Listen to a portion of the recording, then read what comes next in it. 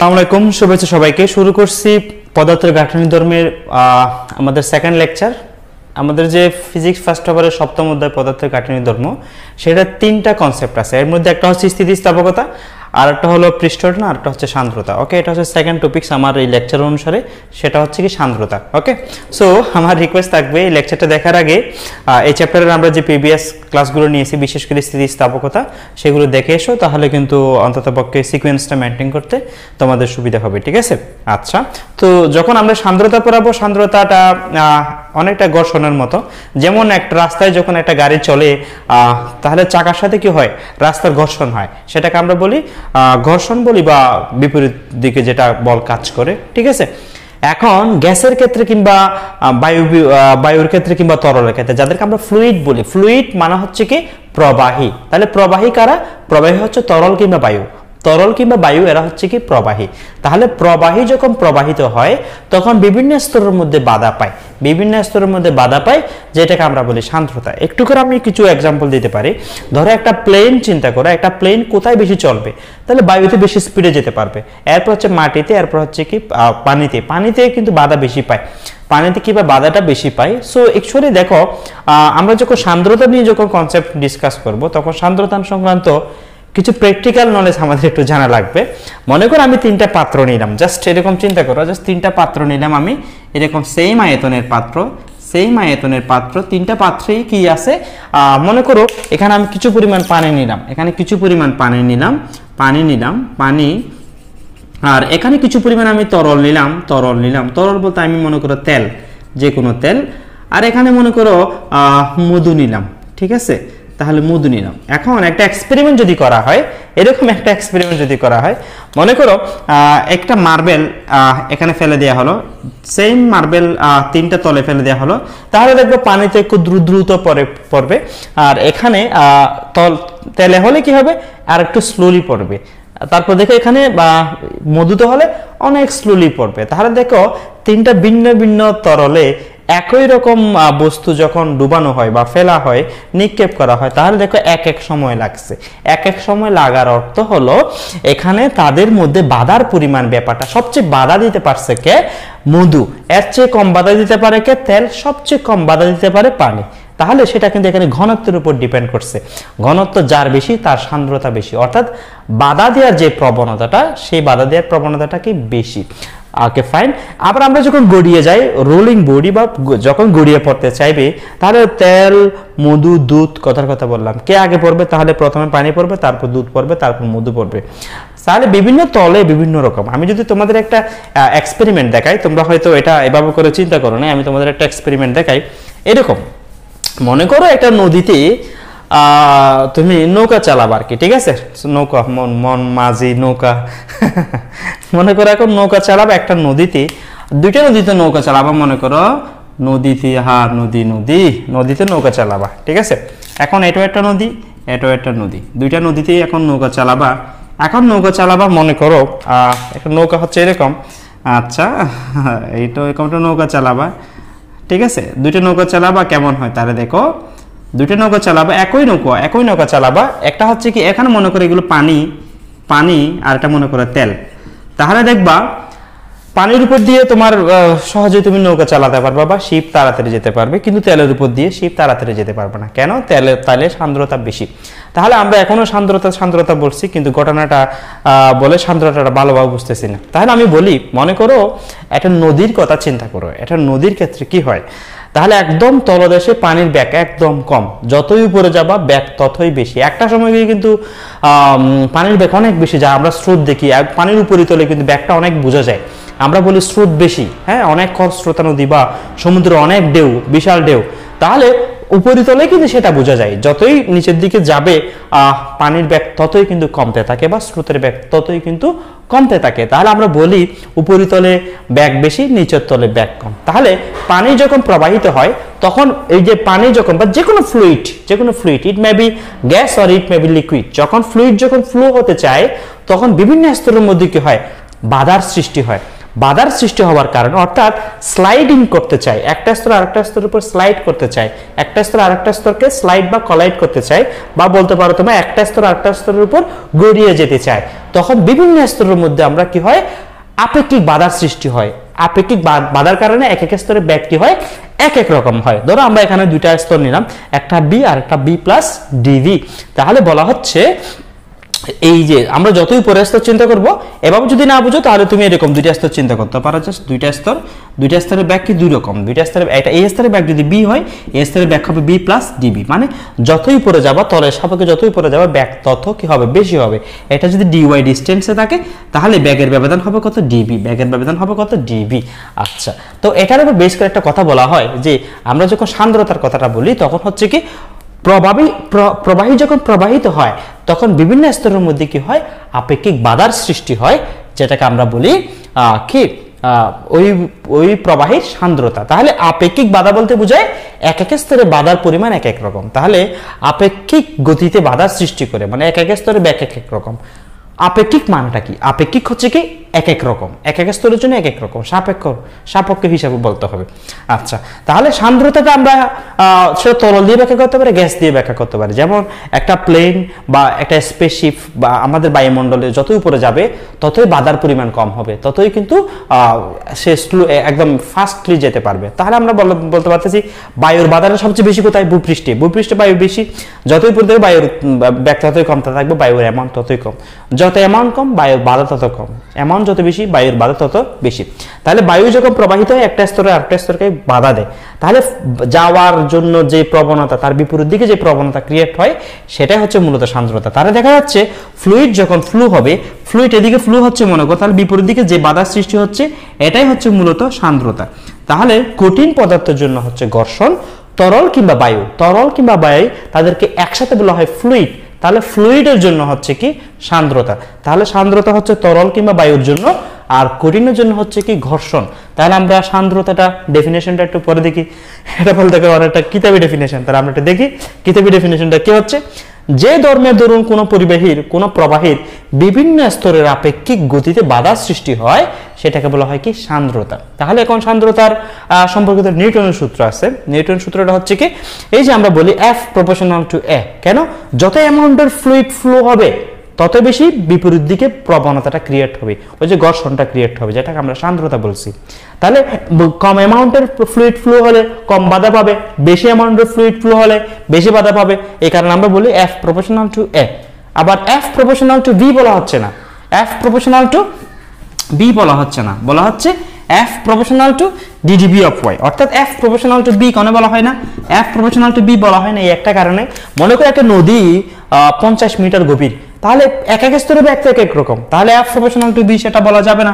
কেন বলা যাবে না, কারণ এক এক স্তরে ব্যাগ এক এক রকম, এই কারণে বলা। তাহলে কি লিখবো আমরা, বলছে আমরা লিখবো F প্রপোর্শনাল টু B, বলবো না F proportional to DdB of Y।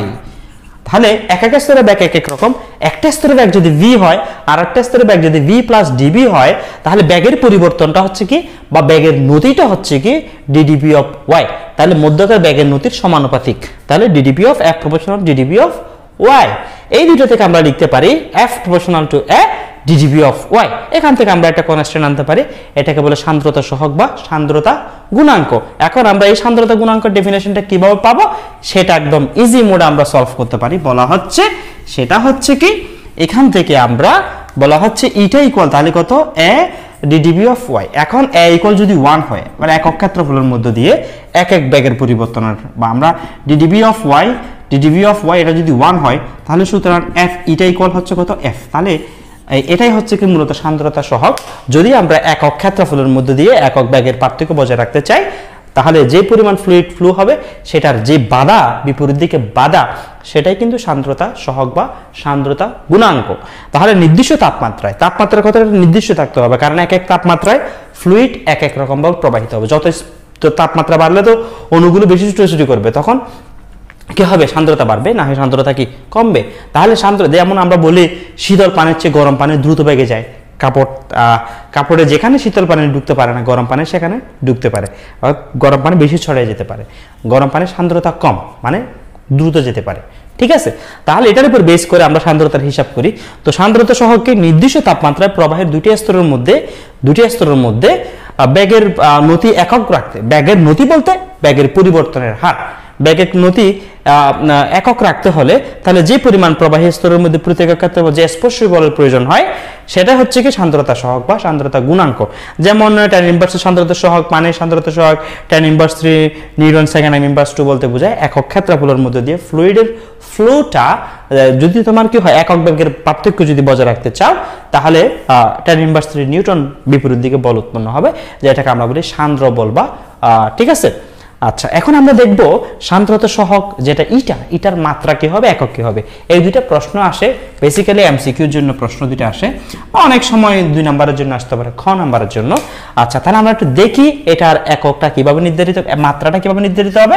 মাত্রাটা নির্ধারিত হবে এইরকম, একটু দেখো, যেহেতু ইটা ইকুয়াল হচ্ছে কত, এটা ইকুয়াল হচ্ছে এই যে F/A, F মানে হচ্ছে ফোর্স, বলের একক হচ্ছে কত, বলের মাত্রা mL ইনভার্স 2, L A মানে হচ্ছে কত ক্ষেত্রফল L স্কয়ার, তারপর দেখো ব্যাক হচ্ছে L ইনভার্স 1 L, ক্যালকুলেশন করলে mL ইনভার্স 1 T ইনভার্স 1, এটা ক্যালকুলেশন করাটা খুব ইজি, এত কঠিন কিছু নয়। উপরে হচ্ছে mL T ইনভার্স 2 আর এখানে হচ্ছে LL চলে যাবে, তাহলে L স্কয়ার T ইনভার্স 1, এখানে আমরা কি লিখতে পারি mL T inverse 2 L inverse 2 T, তাহলে এখান থেকে ক্যালকুলেশন করলে আমরা mL ইনভার্স 1 T ইনভার্স 1। আচ্ছা, তাহলে আমরা এটা এখান থেকে এটা পেলাম। এককটা কত হবে, বলের একক হচ্ছে নিউটন, এই যে ক্ষেত্রফল মিটার স্কয়ার, ব্যাক ms ইনভার্স 1, দূরত্ব y, তাহলে এই যে দুইটা স্তরের দূরত্ব y, ব্যাগের পার্থক্য dv। আচ্ছা, তাহলে এখান থেকে ক্যালকুলেশন করলে আমরা নিউটন সেকেন্ড m ইনভার্স 2 পাচ্ছি। এখন নিউটন m ইনভার্স 2 মিন্স হচ্ছে কত, প্যাসকেল। নিউটন m ইনভার্স 2 মানে প্যাসকেল, আমরা কোথা থেকে পাই, নিউটন m ইনভার্স 2 বলতে প্যাসকেল p ইকুয়াল F/A, দেখো চাপ মানে p ইকুয়াল F/A, F হচ্ছে কত নিউটন মিটার স্কয়ার, তাহলে নিউটন m ইনভার্স 2 এটা মানে হচ্ছে প্যাসকেল PA, প্যাসকেল এটা সেকেন্ড আছে সেকেন্ড। অনেক সময় এটার এককটা বলা হয় পয়েস, পয়েসটা হিসাব করা হয় বিজ্ঞানী পয়সুলির নাম অনুসারে। পয়সুলি তোমরা অনেকেই পয়সুলির নাম শুনো নাই, কিন্তু এরা অনেক গ্রেটেস্ট সায়েন্টিস্ট।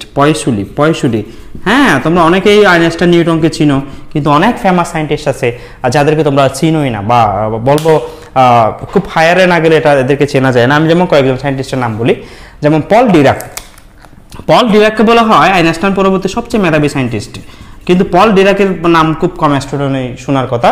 বা রিচার্ড ফার্মিউন, কোয়ান্টাম মেকানিক্স ওনার যে অবদান, রিচার্ড ফার্মিউন।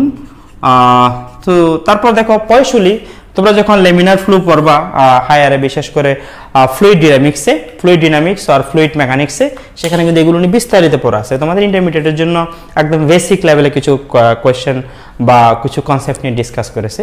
সো এতটুকু আশা করি বোঝা গেল। 100 সেন্টিমিটার স্কোয়ার ক্ষেত্রফলের একটি প্লেটকে, এরকম একটা প্লেটকে পুরো রেডি তেলের উপর দিয়ে, এটা তেলের উপর দিয়ে ভাসমান অবস্থায় রাখা আছে। বলা হচ্ছে রেডি তেলের সান্দ্রতাঙ্ক বা সান্দ্রতা গুণাঙ্ক এত পয়েস হলে ওই প্লেটকে 3 সেন্টিমিটার পার সেকেন্ড বেগে চালনা করতে কত অনুভূমি বলের প্রয়োজন হবে। যেহেতু মনে করো আমরা নৌকা চালাই বা যে কোনো বস্তু যখন কোনো তলের উপর দিয়ে চলতে চাই, তাহলে সান্দ্রতার কারণে সেটা কি হয়, বাধাগ্রস্ত হয়। তাহলে আমরা ওই যে সান্দ্র বলটা কত, মানে আমাদের সান্দ্র বলটা এত পয়েস, আমরা বলছিলাম 1 Newton second m inverse 2, 1 Newton second m inverse 2 means হচ্ছে কত, সেটা হচ্ছে 10 পয়েস নাকি, 10 পয়েস। সো এটা আমরা বলেছিলাম। আচ্ছা, তাহলে দেখো 15.5 পয়েস হলে কত বল প্রয়োগ করতে হবে, তাহলে কত বলের প্রয়োজন হবে, অনুভূমিক বলের প্রয়োজন হবে। তাহলে এটা সেটা হচ্ছে কি F equal eta A ddb of y, তাহলে ইটার মানটা দিয়ে আছে এত পয়েস, এর মানটা হচ্ছে কত 100 সেন্টিমিটার স্কয়ার, সেটা বসাই দিছো। তারপর হচ্ছে ডিবি হচ্ছে কত 3 সেন্টিমিটার, আমরা সবগুলো সেন্টিমিটার ইনভার্স 1 এ নিয়ে যাব। তারপর হচ্ছে কত ডিওয়াই হচ্ছে কত 2 মিলিমিটার, দেখো 2 মিলিমিটার পুরোটা হচ্ছে 2 মিলিমিটার, সেটাকে কিসে নিয়ে যাও, সেটা তোমার সেন্টিমিটারে নিয়ে যাও। তাহলে 10 ইনভার্স কত 10 দ্বারা ভাগ করবে, অ্যাকচুয়ালি 10 দ্বারা ভাগ করবে, 100 দ্বারা না, 10 দ্বারা ভাগ করলে তাহলে 0.2 চলে আসে, 0.2 চলে আসে। আচ্ছা, তাহলে আমাদের এককটা কি আসবে, তখন ডাইনে আসবে, ঠিক আছে। আর যদি আমরা মিটারে বসাই তখন কি আসবে, আমাদের জন্য নিউটন আসবে, আর সেন্টিমিটার এককে বসালে ডাইন আসে। এটা তো একদম ইজিলি পারবা। ওকে, এখন দেখো তাপমাত্রা বৃদ্ধি পেলে তরলের সান্দ্রতা হ্রাস পায়, কিন্তু গ্যাসের সান্দ্রতা বৃদ্ধি পায় কেন। এটার কারণ হচ্ছে কি আমাদের আণবিকত্ব বলতে বোঝায় তরলের ক্ষেত্রে আমরা যেটা দেখো গ্যাসের অণুগুলোর মধ্যে আন্তঃআণবিক আকর্ষণ বল খুবই কম হওয়ার কারণে কি হচ্ছে যখন আমরা তাপমাত্রা বাড়ালে জাস্ট আমি একেবারে নোট করার মতো করে দিয়ে দিচ্ছি। দেখো তাপমাত্রা বাড়ালে অণুগুলোর গতিবেগ বৃদ্ধি পায়, ফলে তাদের মধ্যে সংঘর্ষ বাড়ে, ঠিক আছে। কিন্তু যার ফলে বিভিন্ন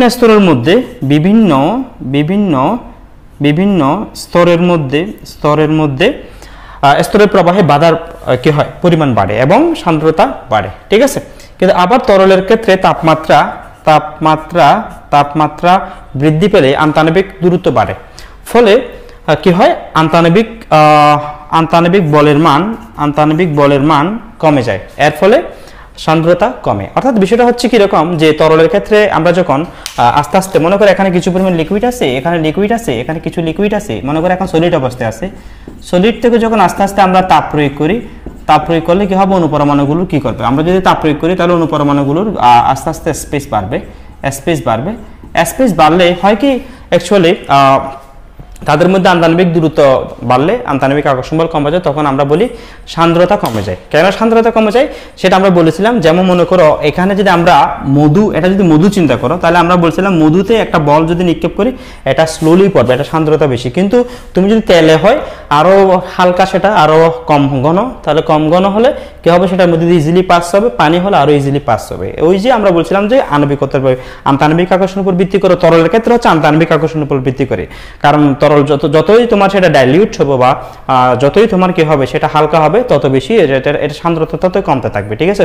যত ঘন হবে এর ক্ষেত্রে কি সান্দ্রতা ততই কি বাড়বে। সেটা হচ্ছে কি তাপমাত্রার উপর ভিত্তি করে যদি আমি তোমাদের কথাটা বলি, সেটা হচ্ছে এইরকম 10 ডিগ্রি সেলসিয়াস তাপমাত্রায় সান্দ্রতা গুণাঙ্ক 80 ডিগ্রি সেলসিয়াস তাপমাত্রা 3 গুণ। তার মানে তাপমাত্রা কমলে আমরা বলি বেশি ডেন্স অথবা ঘন, তাহলে তাদের ক্ষেত্রে সান্দ্রতা বেশি। তাপমাত্রা বাড়ালে অণুগুলো বেশি ছোটাছুটি করে, তরলের ক্ষেত্রে তাদের ক্ষেত্রে কি হবে সান্দ্রতা কি হবে কম হবে। কিন্তু গ্যাসের ক্ষেত্রে উল্টা, গ্যাসের ক্ষেত্রে এটা চাপের হিসেবে, তাহলে বলতে হবে চাপ বেশি হলে সান্দ্রতা বেশি, চাপ কম হলে সান্দ্রতা কম।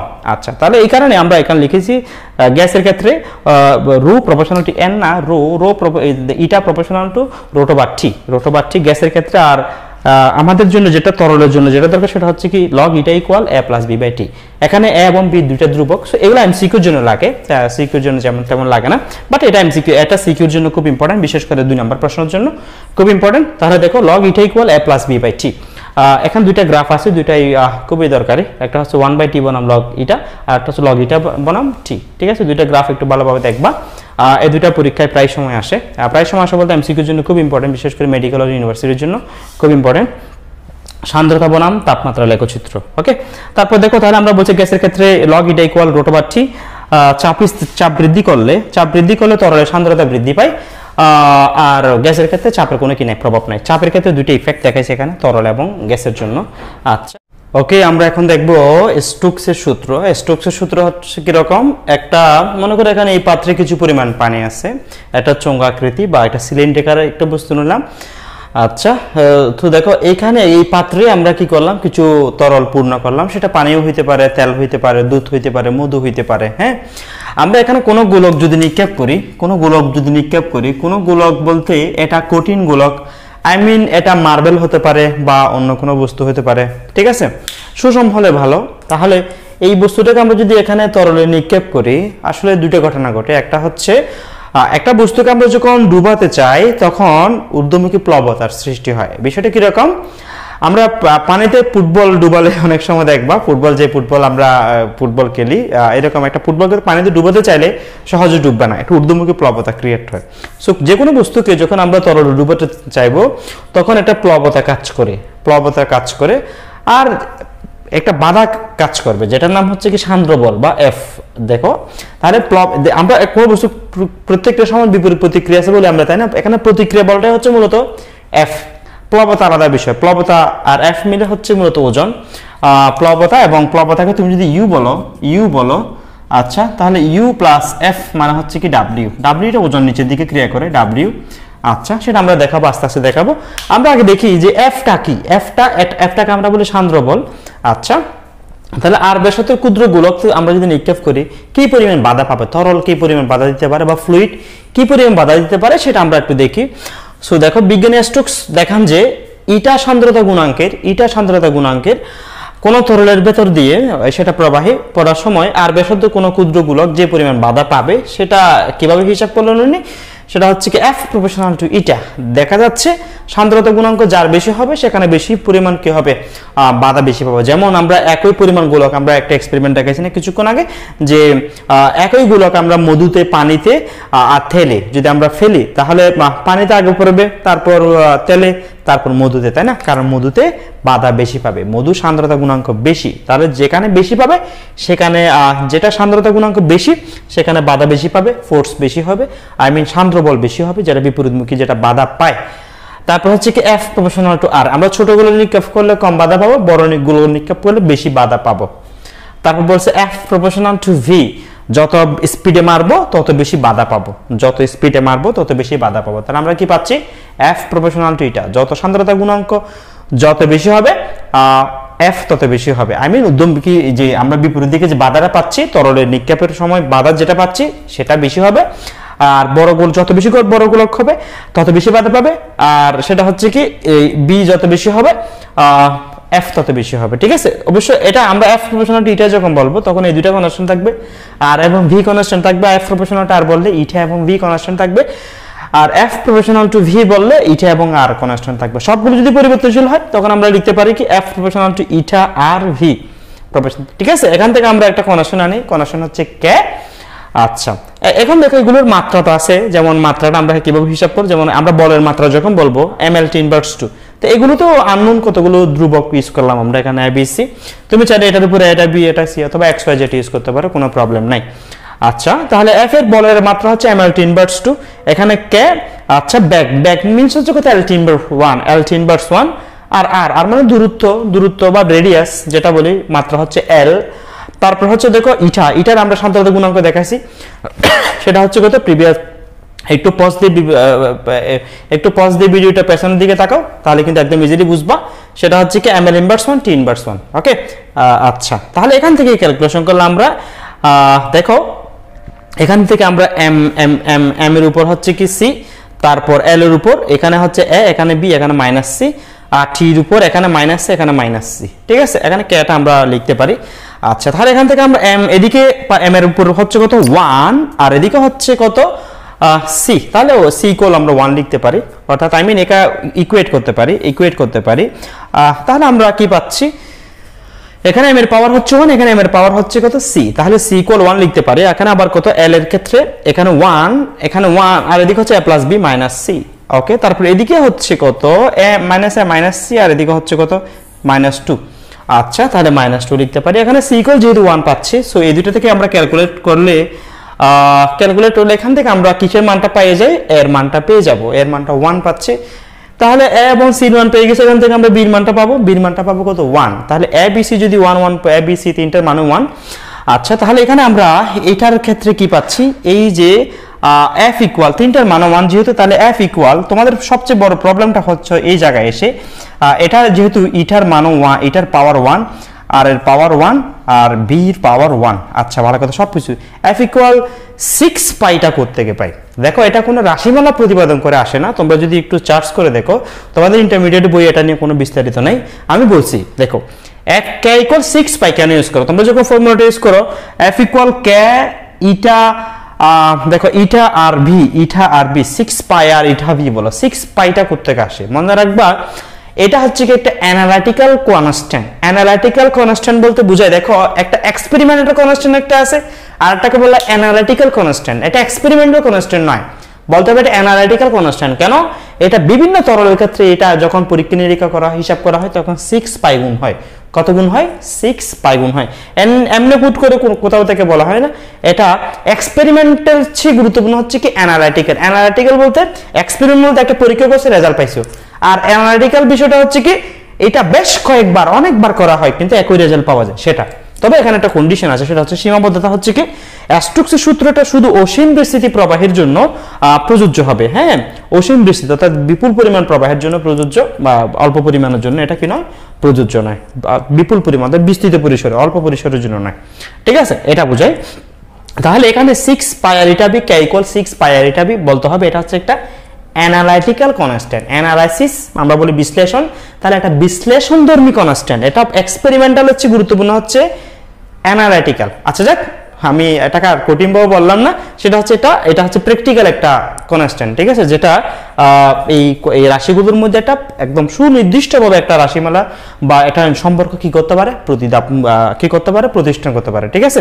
তাহলে আমরা F = 6 পাই আর ইটা বি, এটা কি অর্থাৎ কি পরিমাণ বাধা পাচ্ছে, অর্থাৎ এই যে আমরা কোনো গোলককে যখন নিক্ষেপ করব কোনো তরলে, সেটা সুইমিং পুলে হোক বা পানিতে হোক, ঠিক আছে, সেটা তোমার এক বালতি পানিতে হোক, তাহলে সেটা হচ্ছে কি F = 6 পাই আর ইটা ভি, ঠিক আছে। এখানে একটা গাণিতিক প্রবলেম, 200 মিলিমিটার ব্যাসার্ধের একটি ধাতব গোলক একটি তেলের মধ্য দিয়ে, মনে করি এটা একটা তেলের সলিউশন, ঠিক আছে। এখানে একটা ধাতব গোলক আমরা নিক্ষেপ করছি, বলা হচ্ছে এত বেগে যদি নিক্ষেপ প্রান্তিক বেগে পড়ছে, প্রান্তিক বেগ বা অন্তবেগ, প্রান্তিক বেগ বা অন্তবেগ বা এটা ইংলিশে বলা টার্মিনাল ভেলোসিটি। এটা হচ্ছে তুমি যখন কোনো পানির পাত্রে যখন কোনো লোহার গোলক বা মার্বেল নিক্ষেপ করবা, প্রথমে এটা স্পিডে পড়বে, তারপর আস্তে করে পড়ে যায়, অর্থাৎ নিট ত্বরণ শূন্য হয়। যে বেগে নিট ত্বরণ শূন্য হয় সেটাকে বলা হয় প্রান্তিক বেগ বা অন্তবেগ। হ্যাঁ, যেমন অনেক উপর থেকে বৃষ্টির ফোঁটা পড়ে, সেটা প্রান্তিক বেগের উদাহরণ। বা তুমি যখন বিশেষ করে কেউ দুষ্টমি করে যদি পুকুরে লাফ দাও তাহা বা সুইমিং পুলে লাফ দাও, তা নদীতে লাফ দাও, এই জিনিসটা বুঝবা, ব্রিজ থেকে বা এমনি উপর থেকে প্রথমে খুব স্পিডে পড়বা, তারপর আস্তে করে পড়ে যায়, ঠিক আছে।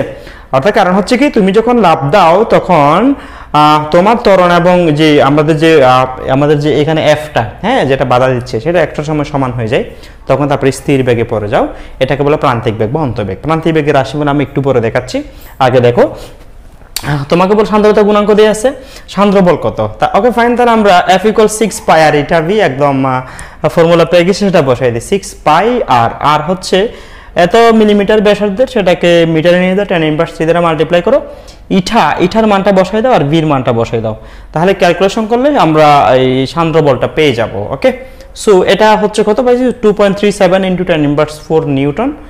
সেম, অর্থাৎ কি পরিমাণ বাধা দিবে তোমাকে সেটা একটা নির্দিষ্ট গোলককে। ওকে, সিমিলার ওয়েতে সয়াবিন তেলের, এখানে একটা আমি গাণিতিক প্রবলেম দিয়েছি, তোমরা এটা প্র্যাকটিস করে দেখবা, একদম ইজি মোডে সলভ করতে পারবে, সেম অঙ্ক, ঠিক আছে। প্রান্তিক বেগ বা অন্তবেগ, এটা নিয়ে আমরা এখন কথা বলবো। প্রান্তিক বেগ বা অন্তবেগ কিরকম হবে, দেখো আমরা যখন কোনো বস্তুকে নিক্ষেপ করি, কোনো তরলে যদি কিরকম হয়, কোনো গোলক নিক্ষেপ করো, তখন সেক্ষেত্রে কি হয়, কি পরিমাণ বাধা পাই সেটা আমরা একটু আগে দেখালাম, সেটা হচ্ছে F = 6 পাই আর ইটা ভি, 6 পাই আর ইটা ভি, ঠিক আছে।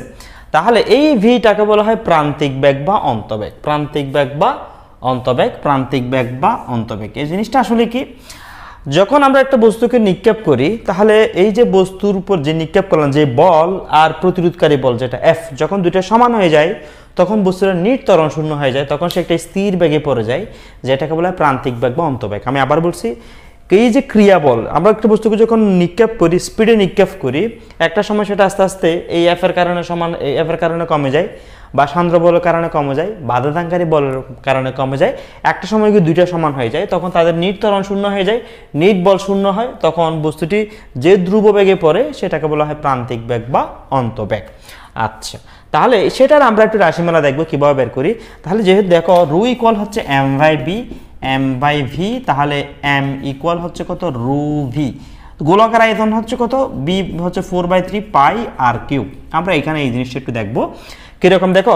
আচ্ছা, যেমন এখানে এই চোঙে বা এই যে মেজারিং সিলিন্ডার বা মাপ চোঙে, আমরা এখানে যদি একটা গোলককে নিক্ষেপ করে আর ব্যাসার্ধের, এবং এর ঘনত্ব যদি কি হয় ρs হয়, তাহলে ওর আয়তন হচ্ছে কত, এটা অর্থাৎ ওজন w = হচ্ছে কি mg, নিম্নমুখী ওজনটা কত, অর্থাৎ গোলকটার নিম্নমুখী ওজন হচ্ছে w = mg, m হচ্ছে কত, m হচ্ছে কত, ρ 4/3 পাই আর কিউব।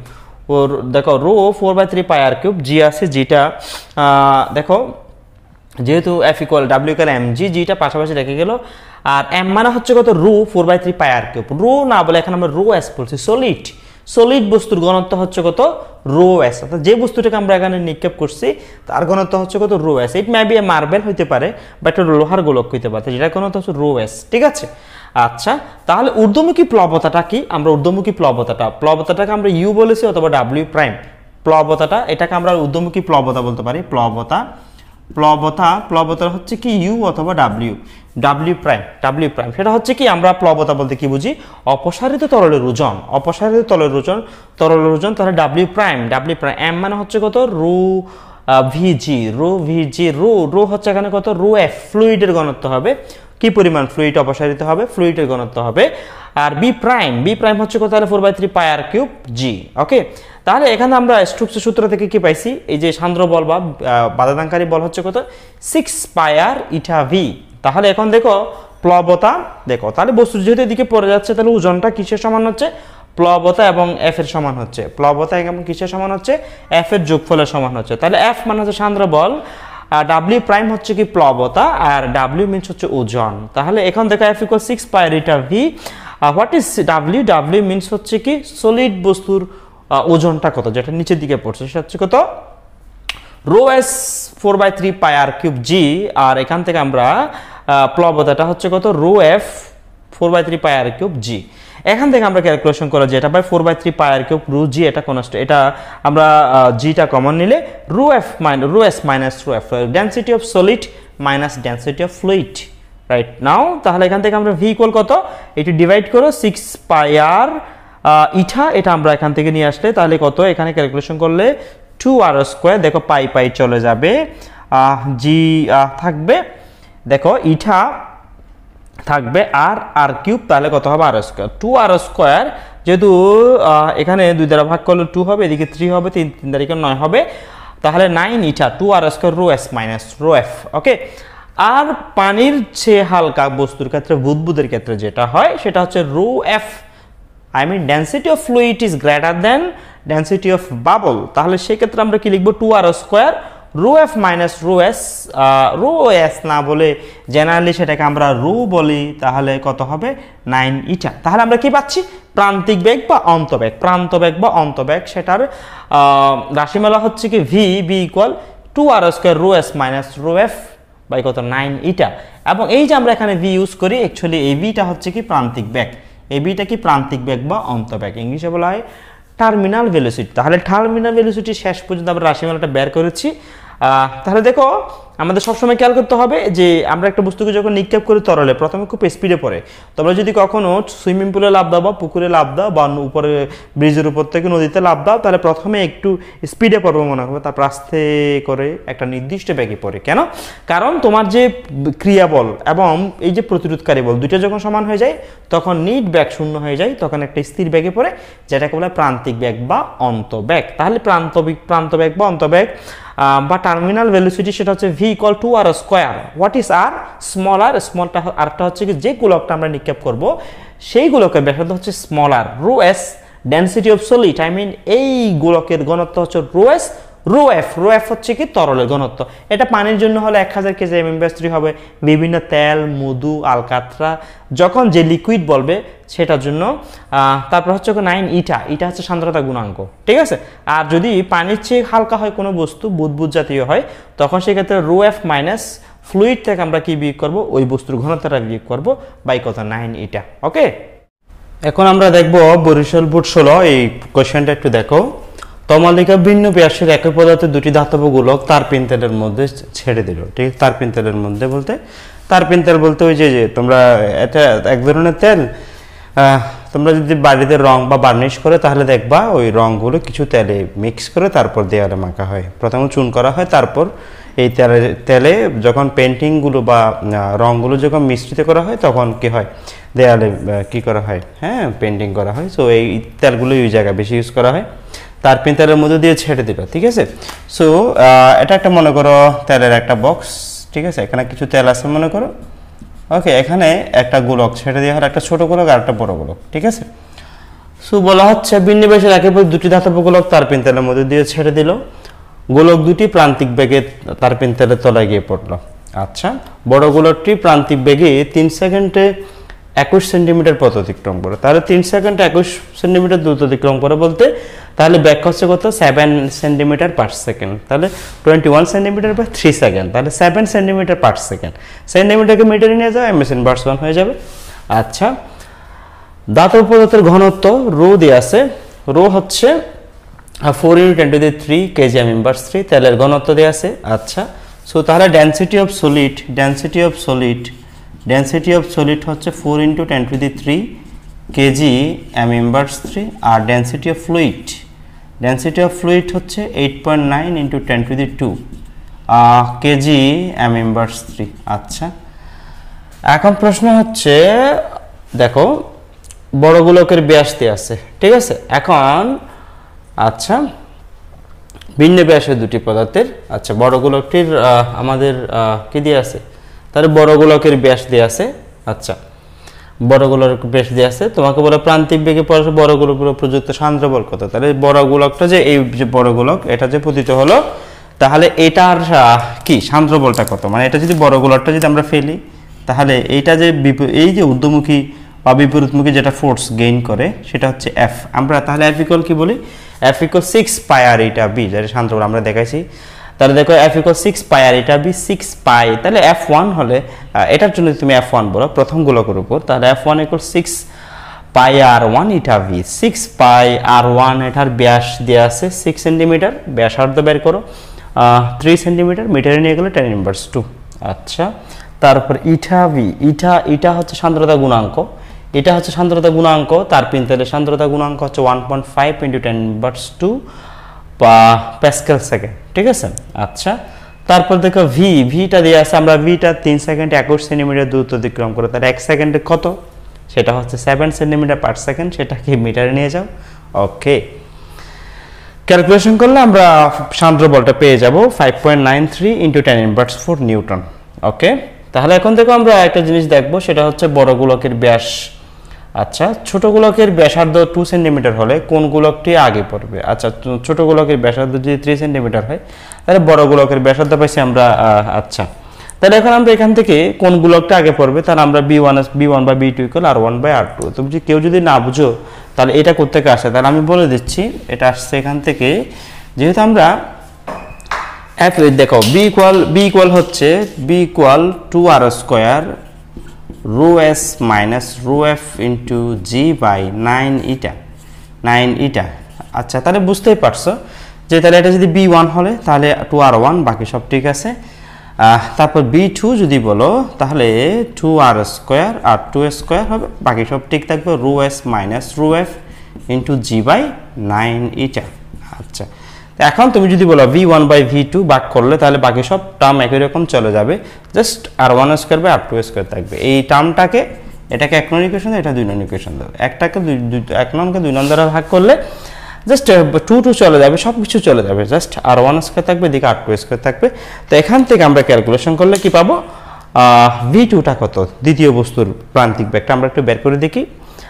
তাহলে মান সব বসাই দাও, বসাই দিয়ে জাস্ট আমরা কি পাচ্ছি 0.3031 ms ইনভার্স 1, বা আমরা বলতে পারি এখান থেকে 3, এটাকে আমরা 100 দ্বারা গুণ করলে 3.1 সেন্টিমিটার পার সেকেন্ড। তাহলে দেখো প্রথম গোলক বড় গোলকটার প্রান্তিক বেগ ছিল কত, বড় গোলকটার প্রান্তিক বেগ ছিল 7 × 10⁻², আর এটা হচ্ছে 3.1 ইন্টু কত, এটা 7 ইন্টু প্রায় 7 সেন্টিমিটার পার সেকেন্ড, আর এটা হচ্ছে 3.1 সেন্টিমিটার পার সেকেন্ড। তার মানে হলো বড় গোলকটা বেশি ব্যাক নিয়ে পড়বে, ঠিক আছে। ছোট গোলকের ব্যাসার্ধ, তাহলে কোন গোলকটি আগে নিচে পতিত হবে, তাহলে অবশ্যই বড় গোলকটি আগে পতিত হবে, যেহেতু বড় গোলকের আমরা কি পাচ্ছি, প্রান্তিক ব্যাক বেশি পাচ্ছি, ঠিক আছে। দেখো আমরা এখন একটা নিউ কনসেপ্ট নিয়ে ডিসকাস করব, সেটা হচ্ছে ক্রান্তিক ব্যাক বা সংকট ব্যাক। দেখো প্রবাহ, আমরা যে তরলের প্রবাহ বলি সেটা কি হইতে পারে, শান্ত হইতে পারে, এটা শান্ত রেখা প্রবাহ, বা এটাকে আমরা সমরেখা প্রবাহ, বা এটাকে আমরা কি বলি, এটাকে অনেক সময় কি বলা হয়, দারুরেখা প্রবাহ বলা হয়, দারুরেখা প্রবাহ, সমরেখ বা সমরেখা প্রবাহ, আর এটা হচ্ছে কি শান্ত রেখা প্রবাহ বলা হয়, আর এটা হচ্ছে বিক্ষিপ্ত প্রবাহ যদি বিক্ষিপ্ত চলে। আচ্ছা তো এটা কম প্রবাহের জন্য, এটা বেশি প্রবাহের জন্য, যেমন নদীর পানি বা নদীর বা সমুদ্রের জন্য একদম ঢেউ হয়, সেক্ষেত্রে হচ্ছে বিক্ষিপ্ত প্রবাহ হয়। তো বলা হচ্ছে এটা বিক্ষিপ্ত প্রবাহ হবে না শান্ত প্রবাহ হবে বা সমরেখা প্রবাহ হবে, সেটা একটা ফর্মুলা মেনটেন করে, সেটা হচ্ছে ভিসি, এটা হলো ক্রান্তি বেগ। এটা হচ্ছে ইটা হচ্ছে সান্দ্রতা গুণাঙ্ক বা সান্দ্রতা সহগ, রো হচ্ছে কি ঘনত্ব, তরলের ঘনত্ব, আর হচ্ছে কি ব্যাসার্ধ, কত ব্যাসের পথে চলে সেটা। আচ্ছা, তাহলে এইটা নিয়ে প্রথম কাজ করে সেটা হচ্ছে সায়েন্টিস্ট রেনল্ডস, অসবর্ন রেনল্ডস। আচ্ছা দেখো, প্রবাহের বেগ একটি নির্দিষ্ট সীমা অতিক্রম না করলে এর সমরেখা প্রবাহ বজায় থাকে। গতিবেগ ওই সীমা অতিক্রম করলে প্রবাহ আর সমরেখা প্রবাহ থাকবে না। গতিবেগের এই নির্দিষ্ট সীমাকে বলা হয় কি বলা হয়, এটাকে সংকট বেগ বা ক্রান্তি বেগ বলা হয়। আচ্ছা, তাহলে আমরা একটু দেখি, অধ্যাপক অসবর্ন রেনল্ডস সর্বপ্রথম প্রমাণ করেন যে কোন তরলের ক্রান্তি বেগ নির্ভর করে তার কোন তরলের সান্দ্রতাঙ্ক, তরলের ঘনত্ব এবং যে নল দিয়ে প্রবাহিত হয়, তরল প্রবাহিত হচ্ছে তার ব্যাসার্ধের উপর হিসাব করে দেখান যে এটা ক্রান্তি বেগ হচ্ছে রো ভিসি। ভিসি বলতে critical velocity is proportional to, দেখো এটা হচ্ছে কি কোএফিসিয়েন্ট অফ ভিসকোসিটি, এটা সান্দ্রতা গুণাঙ্ক বা সান্দ্রতা সহগ বা সান্দ্রতাঙ্ক বলা হয়। রো ঘনত্ব, তরলের ঘনত্ব, আর আর হচ্ছে কি রেডিয়াস, যে পথ দিয়ে আমরা অতিক্রম করবো বলা হচ্ছে। এই আর কে বলা রেনল্ডস নাম্বার। হ্যাঁ, এটা নিয়ে ফ্লুইড ডিনামিক্স আর ফ্লুইড মেকানিক্সে বিস্তারিত পড়ালেখা আছে, তোমাদের ইন্টারমিডিয়েটে জাস্ট অল্পতা বেশি দিয়েছে, আমি অল্প করে দেখাবো। আর ই সেটা হচ্ছে কি, আর ই হচ্ছে, আর এর মান যদি তোমার 2000 চেয়ে কম হয় সেটাকে বলা ধাররেখা বা আমরা বলি সেটা সমরেখা প্রবাহ বা শান্ত প্রবাহ। আর যদি কি হয় 2000 থেকে 3000 মধ্যে হয় সেটা আস্তে আস্তে প্রবাহটা কি হয়, শান্ত থেকে আস্তে আস্তে বিক্ষিপ্ততে হয়। আর যদি 3000 চেয়ে বেশি হয় তাহলে পুরোপুরি বিক্ষিপ্ত হবে। ঠিক আছে, অনেক বইয়ে সেটা 4000 দিছে, এখানে 3000 চেয়ে বেশি হলে হবে। ঠিক আছে, ওকে। তাহলে এখানে আমি একটা গাণিতিক প্রবলেম দেখাচ্ছি, এটা খুব ইজি একটা কনসেপ্ট। সেটা হচ্ছে একটি 40 মিলিমিটার ব্যাসার্ধের একটি পাইপের মুখ থেকে 5 থেকে পানি পড়বে। আচ্ছা, এখানে ফ্লুইড ফ্লো হচ্ছে পরে যাবে। ঠিক আছে, এত সান্দ্রতাঙ্কের পানি 0.8 ms/s বেগে প্রবাহিত হচ্ছে, পানি প্রবাহ কি সমরেখা হবে? তাহলে বলতে হচ্ছে সেটা হচ্ছে নির্ভর করবে আর ইকুয়াল, তাহলে কত, রো ভি আর ভিসি বলতে পারো অথবা ভি বলতে পারো, এটা একদম ইজি ব্যাপার। বাই ইটা মানগুলো বসাই দাও, তাহলে মান পাচ্ছে কত, 32,000, যেটা 3000 চেয়ে বেশি। তাহলে প্রবাহ হবে বিক্ষিপ্ত প্রবাহ। ঠিক আছে, দেখতে দেখতে আমরা প্রায় লেকচারের শেষেই চলে আসলাম। হ্যাঁ, সো এখানে আমরা দুইটা কোয়েশ্চেন দেখাচ্ছি, খুব ইম্পর্টেন্ট দুইটা কোয়েশ্চেন। এই দুইটা কোয়েশ্চেন বিশেষ করে পরীক্ষায় 2 নম্বরের জন্য আসে। ঠিক আছে, আচ্ছা দেখো, শীতল পানির চেয়ে গরম পানি দ্রুততর হয় কেন? তাহলে আমরা অনেক সময় কাপড় পরিষ্কার করার সময় কি করি, গরম পানি দিয়ে কাপড় পরিষ্কার করতে বেশি স্বাচ্ছন্দ্য বোধ করি। হ্যাঁ, শীতল পানির চেয়ে, কারণ হচ্ছে শীতল পানির চেয়ে গরম পানি একটু স্পিডে যেতে পারে। তো এখন প্রশ্ন হচ্ছে শীতল পানির চেয়ে গরম পানি দ্রুত যাবে কেন? তাহলে সেটা নির্ভর করে অ্যাকচুয়ালি, দেখো চ্যাপ্টারের নাম কিন্তু পদার্থের গাঠনিক ধর্ম, আমরা পড়াচ্ছি সান্দ্রতা। ঠিক আছে, কনসেপ্ট হচ্ছে শীতল পানির চেয়ে গরম পানি কেন দ্রুত যাবে, সেটা নির্ভর করবে অ্যাকচুয়ালি গঠনের উপর। কেন গঠনের উপর আমি তোমাদের বলছি, দেখো এখানে মনে করো কিছু পরিমাণ ম্যাটেরিয়ালস আছে, এটা যদি পানি হয় তাহলে অণুগুলো খুব কাছাকাছি থাকে, কিন্তু আসলে কঠিনে যেরকম সেরকম না, তরলে একটু করে ফাঁকা স্থান থাকে। আচ্ছা, এখন বলা হচ্ছে যদি তুমি তাপ দাও, তাপ দিলে তাহলে কি হবে, অর্থাৎ ই ক্যাপ প্রপোর্শনাল টু হচ্ছে টি, আমরা গতিশক্তি ই ক্যাপ প্রপোর্শনাল টু টি, গতিশক্তিটা হচ্ছে তাপমাত্রার উপর নির্ভর করবে। হ্যাঁ, যত বেশি তাপ দিবে অণুগুলো বেশি ছুটোছুটি করবে, তখন তারা বেশি মুভ করতে পারবে। তো এটা হচ্ছে আসলে বেসিক কনসেপ্ট। সেটা হচ্ছে শীতল পানির চেয়ে গরম পানি দ্রুততর হয়, এর কারণ হলো তরলের প্রবাহ গতি নির্ভর করে সান্দ্রতা ধর্মের উপর। আমরা যদি তাপমাত্রা বাড়াই তাহলে আমরা তরলের ক্ষেত্রে কি দেখাইছিলাম, তরলের ক্ষেত্রে যে কনসেপ্টটা দেখাইছিলাম সেটা হচ্ছে কি log eta equal a plus B by T. আমরা যদি সংক্ষেপ এখান থেকে বলতে চাই সেটা হচ্ছে কি ইটা প্রপোর্শনাল টু, অ্যাকচুয়ালি আমরা বাকি সবগুলো যদি বাদ দিই, কথা বললাম, তাহলে log eta proportional to 1/t লিখতে পারো। যদিও ফর্মুলাটা হচ্ছে এরকম, log eta equal a plus B by T, a B constant, তাহলে ইটাটা হচ্ছে কি তাপমাত্রার ব্যস্ত অনুপাতিক। এখন কেন, কারণ হচ্ছে কি তাপমাত্রা যখন বাড়াবো তখন কিন্তু দেখো, আমি যে এক্সপেরিমেন্টটা তোমাদের বলেছিলাম যে এখানে একটা মার্বেল, এখানে একটা মার্বেল যদি আমরা ফেলি, ঠিক আছে, সেম পাত্র আমরা যদি কি হয়, কারণ তাপমাত্রা বলে অণুগুলো বেশি দূরে থাকলে তখন কি হবে, দেখো এখানে আমরা যদি কোনো বস্তু ফেলি, মনে করো কোনো মার্বেল ফেললাম, কোনো মার্বেল যদি এখান থেকে ফেলি, এখানে যেভাবে পড়বে, হ্যাঁ, এটা অনেকটা তেল এবং মধুর মধ্যে যে বিষয়টা আমরা বলেছিলাম অনেকটা এরকম। এখানে যদি একটা মার্বেল ফেলি তাহলে কেমন হবে, এখানে কিন্তু যদি ঘন হয় তাহলে এটা বাধা বেশি দিতে পারবে, কিন্তু হালকা হলে বাধা কম দিতে পারবে, এটা ইজিলি পড়বে। এটা হচ্ছে অ্যাকচুয়ালি বিষয়টা এরকম। তাহলে এখানে যেমন বাধা বেশি পাবে পতনশীল বস্তু, এখানে বাধা কি পাবে, কম পাবে। আমরা বলি এখানে সান্দ্রতা বেশি, এখানে সান্দ্রতা কি কম। সো এই বিষয়টা হচ্ছে অনেকটা এরকম। তাহলে যে তরলের সান্দ্রতা যত কম হবে তার দ্রুতি কি হবে তত বেশি হবে। তাহলে এই লজিকে আমরা বলি যে পানিকে উত্তপ্ত করা হলে সান্দ্রতা গুণাঙ্ক হ্রাস পায়, ফলে কি হয় গতি দ্রুততর হয়। ঠিক আছে, আচ্ছা এটা একটা পপুলার কোয়েশ্চেন। আর একটা পপুলার কোয়েশ্চেন হচ্ছে কি অনেক উপর থেকে বৃষ্টি পড়ে কিন্তু সেটা উচ্চ বেগ প্রাপ্ত হয় না কেন? আমরা বলি অভিকর্ষ ত্বরণ। অবশ্য সেটা হচ্ছে মুক্তবায়ু পরন্ত বস্তু বেগ বৃদ্ধির হারকে অভিকর্ষ ত্বরণ বলে। অনেক উপর থেকে বৃষ্টি পড়ে সেই জায়গায় যদি আমরা বৃষ্টি না পড়ে যদি লোহার পাথরখণ্ড বা লোহার খণ্ড পড়ে এটা অনেক স্পিডে পড়বে, কিন্তু বৃষ্টির ফোঁটা কিন্তু স্লোলি পড়ে, এত স্পিডে পড়ে না। এটার কারণ হচ্ছে অ্যাকচুয়ালি আমরা বলি সান্দ্রবল। কেন সান্দ্রবলের কথাটা আসছে এখানে? সান্দ্রবলের কথাটা আসছে এই কারণে কোনো বস্তু যখন পতনশীল হয়, অবাধভাবে পতনশীল হয়, দেখো এরকম, দেখো এখানে মনে করো আমরা যেটা সান্দ্রবল দেখাইছিলাম এরকম মনে করো এই পাত্রে কিছু পরিমাণ লিকুইড আছে, কথা লিকুইড বা গ্যাস আছে ধরো, ঠিক আছে। এখন একটা গোলক যদি এখানে নিক্ষেপ করা হয় তাহলে কি হবে? এই যে এখানে এইটা যেদিকে আমরা নিক্ষেপ করছি এটার বল যদি এফ প্রাইম বলো, আর সেই যে বাধা দেয় সেই বাধার পরিমাণটাকে আমরা বলেছিলাম 6 পাই ইটা ভি। তাহলে এটা হচ্ছে প্রযুক্ত বল, এফ প্রাইম হচ্ছে প্রযুক্ত বল আর এফ হচ্ছে কি সান্দ্রবল। একটা সময় যখন দুইটা সমান হয়ে যায় তখন নিট বেগে পড়ে, যেটাকে আমরা বলি প্রান্তিক বেগ বা অন্তবেগ। তো এখানে একই রকম কাজ হয়। অনেক উপর থেকে যখন বৃষ্টির ফোঁটা পড়ে তখন বায়ুর সান্দ্রতা এটাকে কাজে লাগায়, আস্তে আস্তে বিপরীতমুখী বলটা বেশি হয়। একটা সময় গিয়ে ক্রিয়া বল এবং প্রতিক্রিয়া বল সমান হয়ে যায়, তখন বস্তুর নিট ত্বরণ শূন্য হয়ে যায়, ফলে এটা আর উচ্চ বেগ প্রাপ্ত হয় না, তখন এটা একটি স্থির বেগে পড়ে যায়, যেটাকে আমরা বলি প্রান্তিক বেগ বা অন্তবেগ। হ্যাঁ, সো আমি ট্রাই করেছি এই চ্যাপ্টারটা মোটামুটি বেসিক দিয়ে কিছু প্র্যাকটিস দিয়ে তোমাদের বোঝাতে। ঠিক আছে, আমি ধারাবাহিকভাবে একদম সব কিছু ডিসকাস করব। ভিডিওটা দেখো, ভালো মতো পজ করে প্র্যাকটিস করে লিখে প্র্যাকটিস করো। ঠিক আছে, তাহলে পারবে। অসংখ্য ধন্যবাদ সবাইকে। আসসালামু আলাইকুম।